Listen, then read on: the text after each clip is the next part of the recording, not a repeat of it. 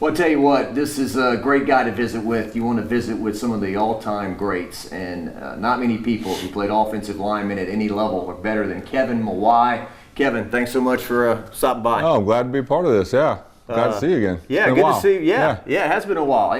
This guy right here, Red Rock and Blue, he came out and donated his time for that cause, and he's here giving back at Nicholls State as they do this big offensive defensive lineman camp every year. Yeah, I think this is 37th year of the offensive defensive line camp. It was started by former LSU coaches. Kenny Farrow was my O-line coach, Jesse Daigle, who's our running backs coach, and Pete Jenkins. And Pete's out of the original three. Pete's the one guy that's still involved with it. But yeah, it's a long time coming, and I've been involved personally for probably the last 7-8 years, 2014. Awesome.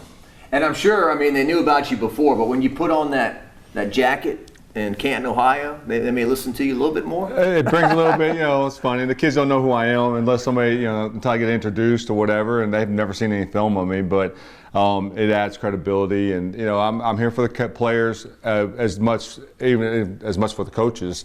I help the young coaches. We got a lot of coaches that work drills, and some of them haven't worked at camp before, and so it's really coach to coaches and be around the players and whatever you can do to help the camp. Kevin made 8 Pro Bowls. He made a bunch of All-Pros as well. 16 years in the NFL, and now he's in coaching with the Indianapolis Colts. You're at Arizona State as well. How are you enjoying coaching? It's a challenge. It's one that I've taken on personally because there's a part of this game that I want to get better at, and that's actually coaching the game. And so I'm enjoying it.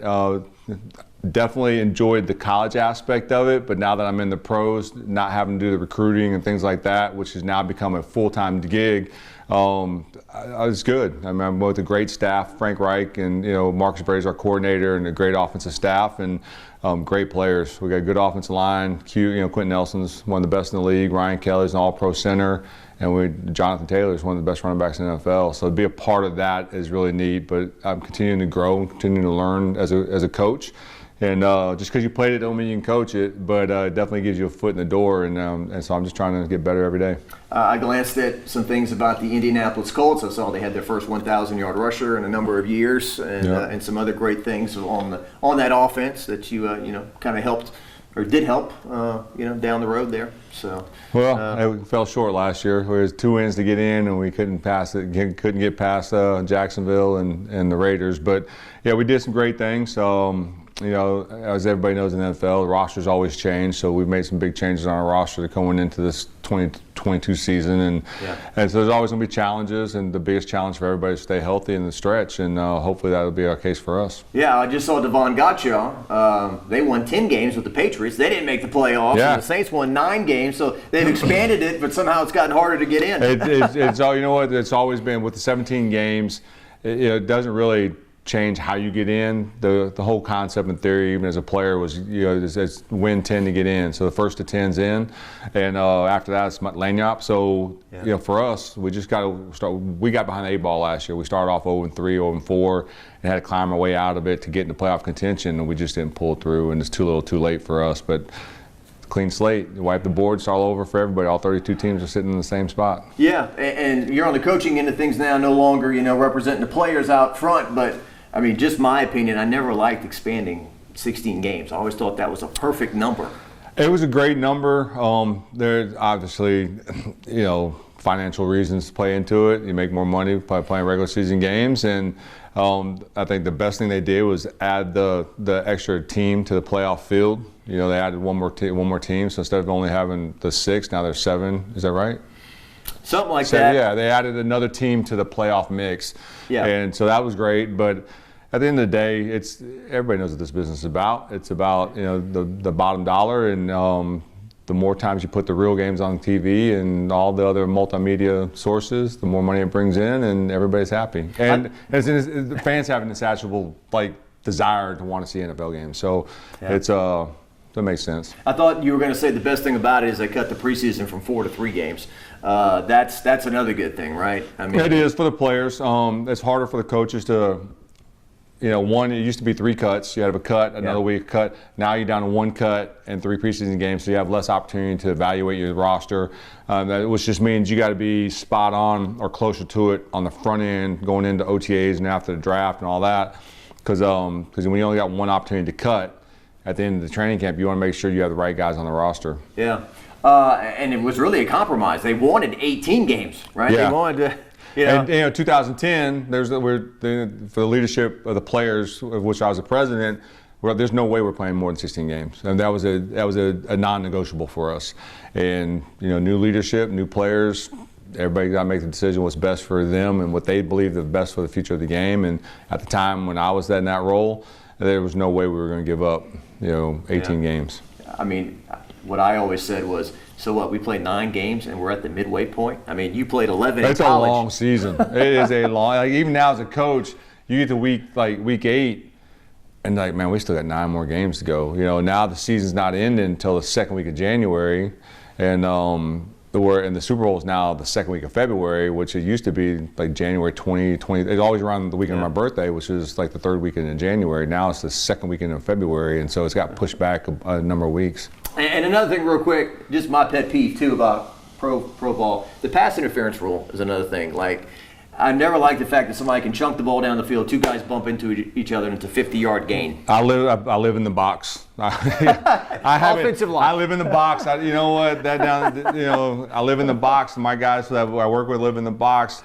I don't like the fact that you can't cut open the open field anymore. Now you got big guys trying to take on cornerbacks in space, and it's all about the safety and stuff, but I would venture to guess if you did studies on how many guys actually get hurt by cut blocks in the open field, it's going to be a minimal amount. But, somebody else made those decisions. I wasn't a part of that negotiation round, so we'll see.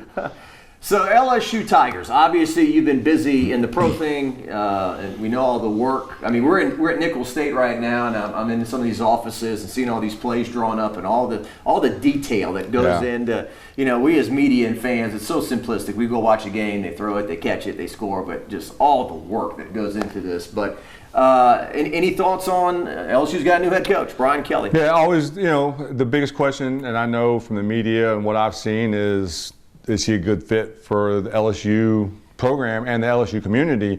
And Coach O was such a great fit because he was a natural. He's from here and was actually at LSU as a player at one moment, a very brief moment in his college career, but he was a hometown guy.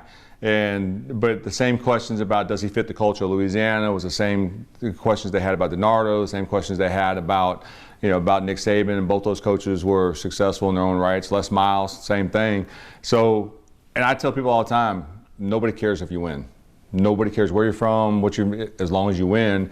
And that's always the case in big college football, particularly at LSU. They're like, I don't care where you're from, just if we win. We expect to win, and we got to beat Alabama. And that's what it boils down to in the SEC West, particularly at LSU. Yeah.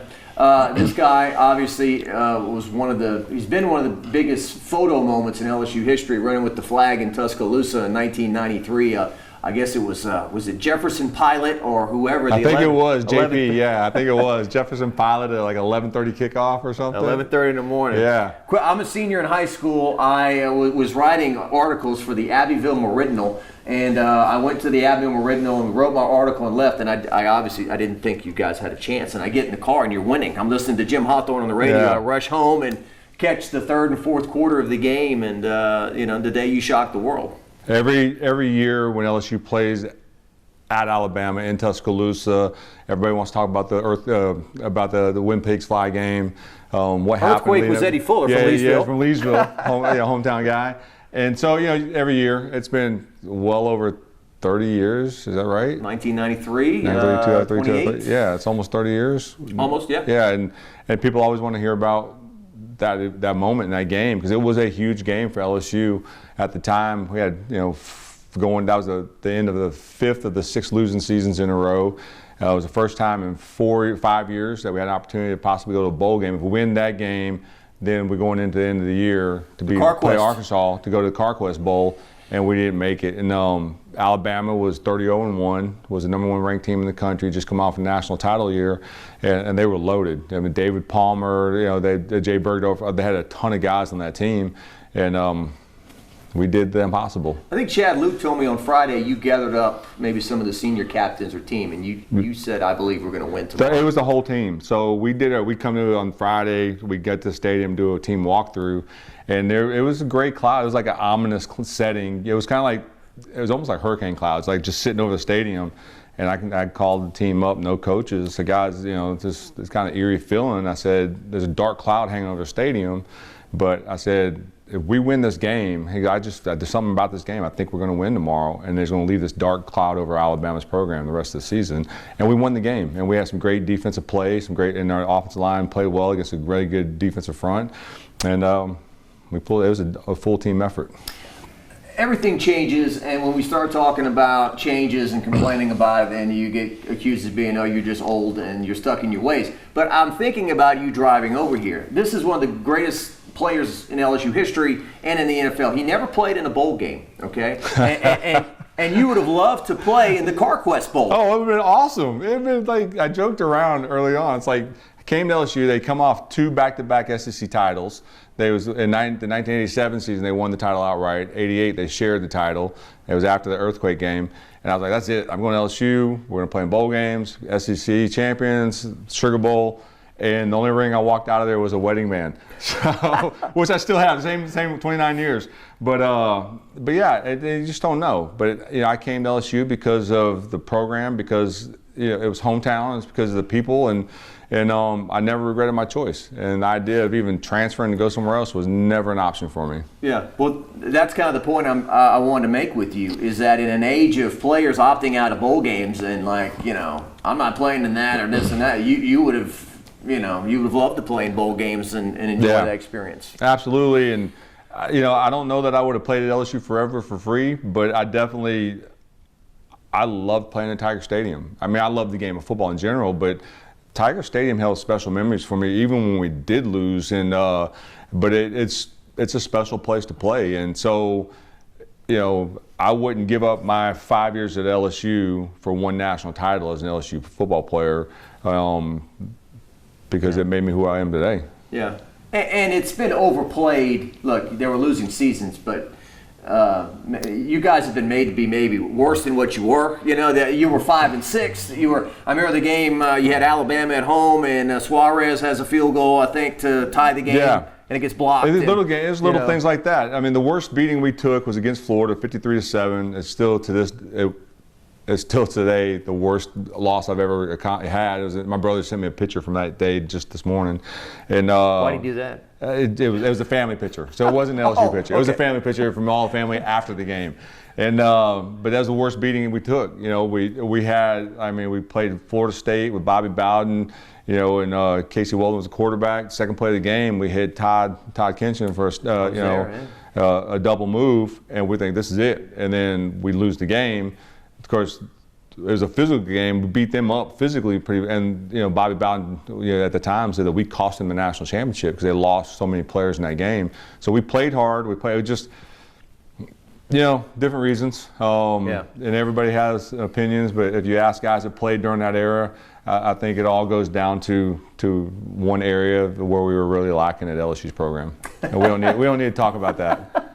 I know you want to go there so bad. You want to go there so bad, but but I talked to before the national championship, we did a round table, and if you were around, we would have loved to have you. But it was Chad, I think Wesley Jacob, and a couple others guys. Yeah, and Brian Madden.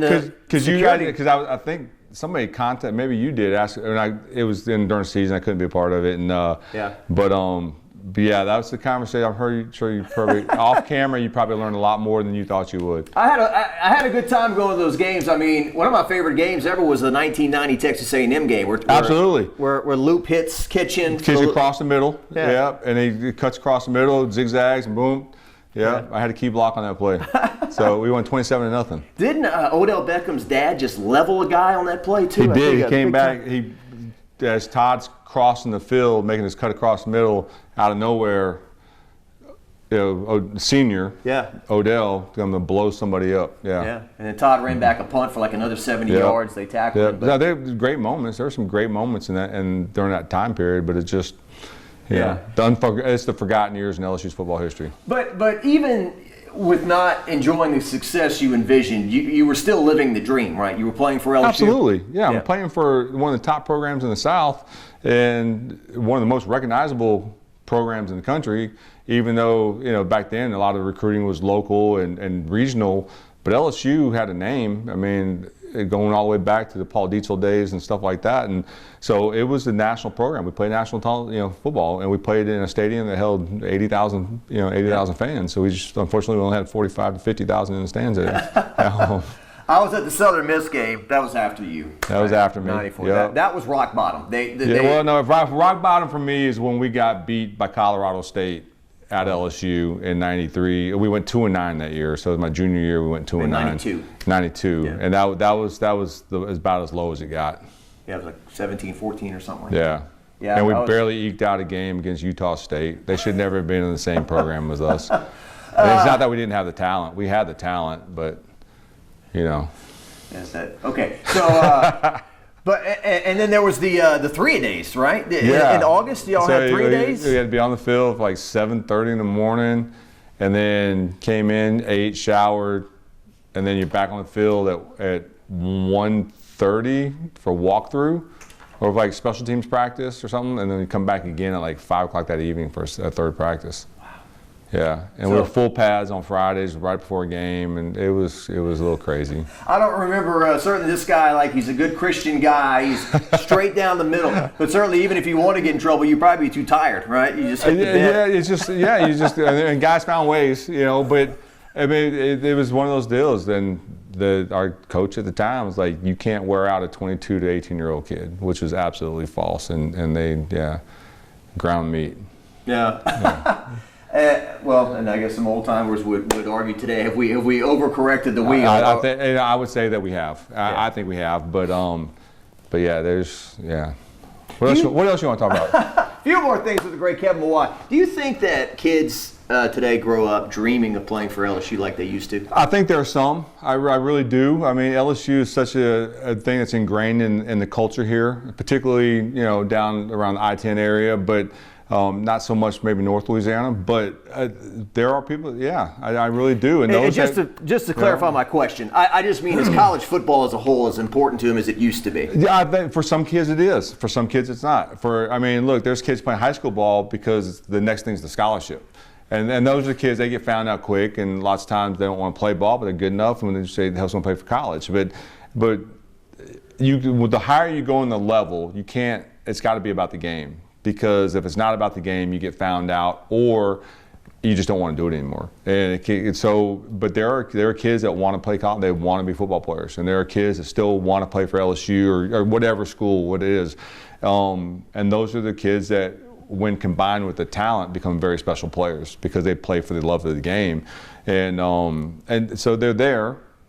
Not every school's got 10 of them, but every school's going to have about 3 or 4 of those kind of guys, and typically end up being your leaders, or the guys that stand out, or the guys who can get drafted and stuff like that. And then, of course, the NFL is a whole nother level. There's guys playing in the NFL that don't like football, but they're good at it, and it provides a great income and sets them up for their future endeavors. And so it is what it is. It's just the coaches, you bring them in, it's your job to pull that out and squeeze the juice out of them. I'm kind of sick of talking about this, but I guess I should. It's not going away. NIL and transfer portal. I would imagine if transfer portal was around when you were playing, they'd say, "Hey, Kevin, you're a great player. You're on a bad team. Come to Georgia. Come to Alabama. Come play for us." Yeah, and I know that's happening nowadays. Fortunately, I got out of college ball right as the NIL and the transfer portal was starting. But what people, and a lot of kids are stuck in the portal, they can't go anywhere now, they realize the grass isn't always greener. And the majority of the kids that are in the portal, you might have there's I think last year there was like 1,200 kids in the portal, and there's maybe 200 of them that are really good players. The rest are all guys that either didn't play, didn't start, didn't compete, or think they can go play somewhere else. And you couldn't play here, what makes you think you can go play there? And most of those kids are not transferring up. They got to transfer down to be in a more realistic setting where they can actually play. They don't want to hear that. Their parents don't want to hear that. But having been in that realm and been around these kind of situations, lots of times the kids are in portals because they couldn't play where they're at to begin with. Yeah, and I think the coaches in the SEC, I don't know if they can get the toothpaste back in the tube, but I don't think they like a guy being able to transfer from Alabama to Georgia or LSU to Auburn within the league. Yeah, and nobody wants you to do that. But I mean, look, we turned college sports into professional sports.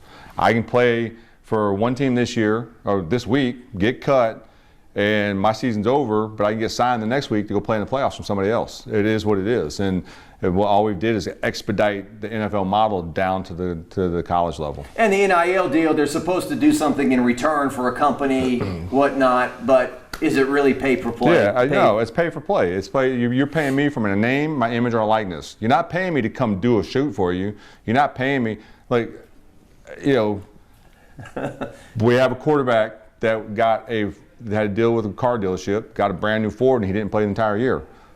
You know, I'm not just because I know the story. Yeah. But you're not paying a kid to come and like sell cars. You're paying him because his name is selling jerseys, and which, by the way, I think that's a great thing. If you're going to sell my number in the gift shop, I should get a piece of that. You know, everybody knows who number 7 is at LSU. Everybody knows who number 18 is. That kid should get a portion of the royalties. In the NFL, every player gets 6% of every jersey that's sold of his. Yeah. That's why Peyton Manning and Drew Brees and all those guys get multi-deals, because everybody's buying their jerseys.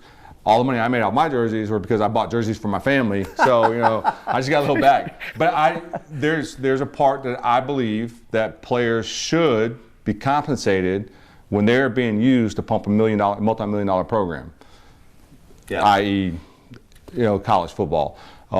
I think it was crazy that I earned a bowl jersey. I earned it. It's mine. I get to keep it, but I can't sell it, right? And you get in trouble for that. Well, it's my jersey.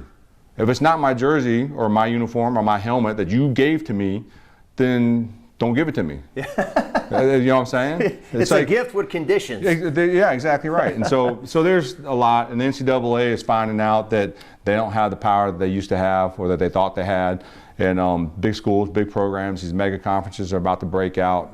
They're going to take over, and it's going to become a Wild West. You're going to have the haves, seriously have the haves, and then ultimately the have-nots. Yeah, well, Tommy Hudson, lots of 13 jerseys sold back then, A ton of them. He got not one dime from any of them. You're saying, so, yeah. Your point. A couple more things. So, Will Campbell, can you imagine being a left tackle as a freshman starting? Well, I was a left tackle starting as a redshirt freshman. And in the SEC, you know, it's kind of, I recruited Will when I was at ASU, and I was like, we're not going to get him. There's no way we're getting this kid. He's an LSU kid. He's best friends with Walker Howard. He's not coming to ASU. You know, he's born and raised and so he was an example of a kid. I want to be an LSU guy. Walker Howard, I want to be an LSU guy. A legacy Walker Howard is. And but man, in the SEC, there's some extremely good outside linebackers and defensive ends that he's going to be blocking. So, yeah, it's going to be tough. Yeah. You know Emory Jones from Catholic? I do not. I know who he is. I don't know him. No. Okay. Yeah. Okay. Well, just the importance of offensive line, and you know, in the trenches when you're going to Tuscaloosa and the swamp, when you can't hear yourself think, and you got to have protection up front to make this whole thing work. Just the importance of it still today. Well, it's all about communication and trust. You got to have 5 guys working as one, and everybody on that field's got to trust that the 5 guys are going to do the right thing. And football is one of the unique sports that everybody is dependent on somebody else. The quarterback is dependent on the offensive line. The running back is dependent on the offensive line. The quarterback, the receivers are dependent on the quarterback. The defense is dependent on the offense, and other sports just aren't like that. And so, but the unit of 5, you got to be able to work in harmony with one another, understanding concepts, ideas, what you're doing. You got to know my language. If I give a call, one, you got to know the calls, but everybody knows, and that plays in the trenches, know that the call that's on the board, that's in our playbook, we kind of tend to skew those calls to take away. If it's a B combo, it might be, you know, JJJ, because you're playing next to me, and all you got to do, yeah, I got you. And that's communication that takes place in nanoseconds before a snap.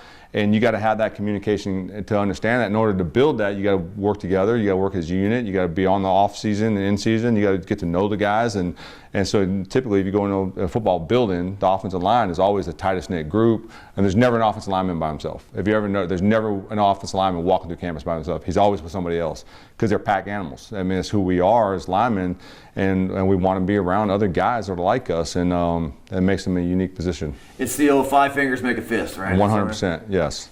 Yep. That deal. Pete Jenkins. Yep. He's still doing this. Is he 81? I have no idea how old he is. But yeah, I saw him yesterday. He goes, "I'm vertical. That's all that matters right now." So being vertical is better than being 6 feet horizontal. So hey, look, yeah. God bless him. Keep doing it. Yeah. You know, Jim Moore's another one. Jim Moore's bouncing around like, you know, somebody who's 30 years. He's knocking on 90. Yeah.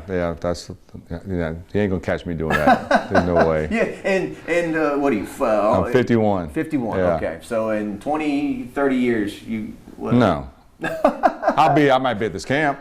Yeah. Working with this camp, but I'm not going to be coaching full. There's no way. You're going to build a golf course in Leesville? No. No. I'll probably more than likely end up having me a new pickup truck that burns diesel, not electric, because Louisiana, oil and gas industry. Hey, look. And I'm going to have probably a 25-foot camper, and I'm going to be somewhere close to the water, probably a beach somewhere. Yeah. I am not going to be coaching when I'm 75 years old. I can promise you that. I could have sworn I heard Nick Saban years back say, "I'm not going to be like Bobby Bowden." Yeah, you know what? I'm not doing this. I'm doing this for me and the coach. It's a personal challenge. Can I take 5 guys and make them a great offensive line unit? Yeah. I don't care about anything else. I mean, I don't need the money. I don't need the fame and notoriety. I don't need all that. I'm doing this as a personal challenge to myself can I be a good offensive line coach? And so, this is what they do their whole life. There's coaches that can't walk away from games. They don't know anything else. For me, I walked away from the game in the NFL because I knew it was time for me to leave. I mean, nobody wanted to sign me either, so I was kind of forced in that direction. But I know who I am away from the game, and I'm good with that. And I don't have to have the game to feel like I'm significant or to feel like I have to accomplish more. I mean, how many championships do you have to win to feel like you're a great coach? How much money do you have to have in the bank to feel like you're secure enough? There's a lot of material things that don't matter to me. What matters to me is my time. My time is more valuable than when I get paid to play football or to coach football. And I would rather spend time, especially at those years, being with my kids, and if I have grandkids and my nieces and nephews, as opposed to missing out on everything because I got to go to another football camp or I got a training camp or whatever. Yeah. Coaches give up so much in this profession year-round. People are scheduling weddings and vacations around your coaching schedule, and I'm not going to be that guy. I don't want to be that guy, and I don't have to be. Yeah, well, I was talking to Brad Davis, a guy who coaches the offensive line now. Another thing is there's this misconception that everyone's rich, and he said he's like I was coaching at Podunk, Nebraska, Podunk, whatever, and my wife was paying for my profession. There's a lot of coaches here that are on this field this weekend that are making less than $50,000 a year. But they do it because they love the game and they want to be around the kids and stuff. And the hopes is some of them just want to be a great high school coach, and that's great because they feel that's where they're called. Some are trying to climb the ranks thinking, I've had college coaches trying to get out of the college game to ask me about my job in the NFL, how much do I make? And I'm telling you, you're going to take a significant pay cut to go to the NFL. Because you're making $800,000 as a position coach at an SEC school, you're going to take that same position in the NFL and you're going to make $100,000, $200,000. Wow. And you're not coaching in the NFL for money. You're coaching in the NFL because you want to coach the best players in the world. And so that's the difference. But if you want to make money, go coach at a Power 5 program somewhere because that's where those guys are getting paid. I've kept you way too long. Thank you, my friend. Blessings. Thank you. Kevin Mawae. Appreciate his time.